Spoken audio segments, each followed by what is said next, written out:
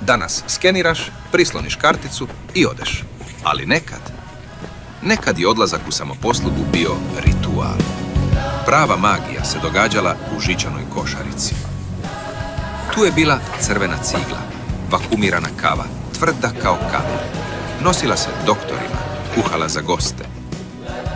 Pa Kinder Lada, u onoj šalici s kravicom, bolja od bilo koje nutele. I cedevita u smeđoj tegli. Kad bi je nestalo, mama bi unutra držala prezle. A na delikatesi umjetnost. Dajte mi 20 deka parizera i može malo tanje, zamotan u sivi papir. Da vidimo što još. Kruh se nije birao očima, nego rukama. Opipao bi svaku štrucu dok ne nađeš onu pravu.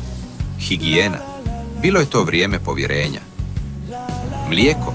U onim nemogućim vrećicama koje su uvijek curile po cekeru.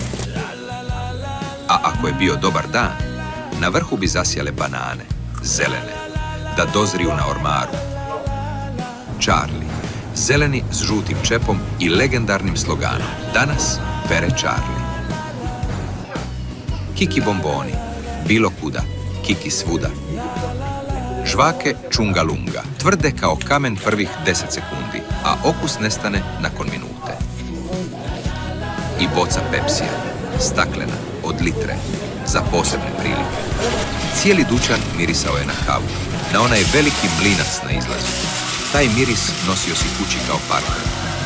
Na blagajni, kraljica u Borosanama.